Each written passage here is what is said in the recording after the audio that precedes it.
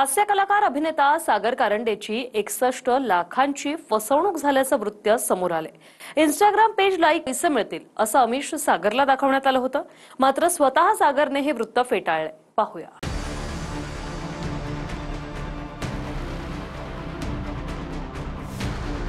चला हवा येऊ द्या फेम आणि प्रेक्षकांना खळखळून हसवणाऱ्या सागर कारंडेची 61 लाखांची फसवणूक झाली। सागर कारंडे सायबर क्राईमचा बळी ठरलाय। एका ऑनलाईन गुंतवणूक योजनेत सागरची फसवणूक झाल्यानंतर सर्व ठिकाणाहून चिंता व्यक्त करण्यात येते। सागर कारंडेला एका महिलेने व्हॉट्सअॅपवर संपर्क केला होता। सागर कारंडेला इंस्टाग्राम पेज लाईक केल्यानंतर पैसे मिळतील असं सांगून अमिष दाखवण्यात आलं आणि गंडा घालण्यात आला। सागर कारंडेला एका महिलेने व्हॉट्सअॅपवर संपर्क केला। इंस्टाग्राम पेज लाईक केल्यावर पैसे मिळतील असं अमिष दाखवलं। एका पेजला लाईक करण्यासाठी 150 रुपयांचं आश्वासन समोरून मिळालं। विश्वास संपादन करण्यासाठी सुरुवातीला 22,000 कारंडेच्या खात्यात पाठवण्यात आले, मात्र नंतर टप्प्याटप्प्यानं सागर कारंडेची फसवणूक होत गेली। दरम्यान माझी 61 लाखांची फसवणूक झालीच नाही, हे प्रकरणच फेक असल्याचं सागर कारंडे म्हणाले। 61 लाख माझ्याकडे असते तर एखादं नाटक प्रोड्यूस केलं असतं असं कारंडे म्हणाले। फेक आहे, असं काही झालेलं नाही। आणि 61 लाख माझ्याकडे का असतील, एवढं कुठे आहे?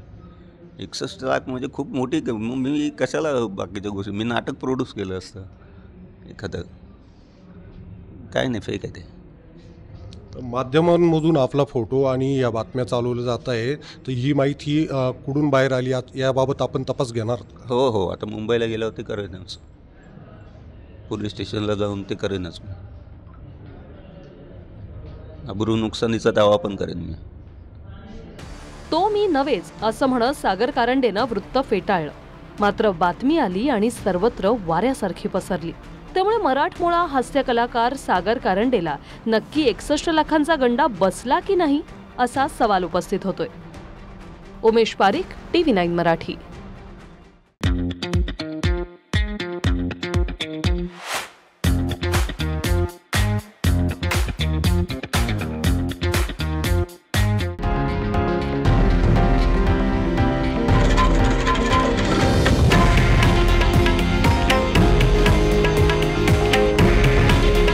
हे आहे देशातील नंबर 1 न्यूज नेटवर्क आणि आपण पाहत आहात TV9 मराठी।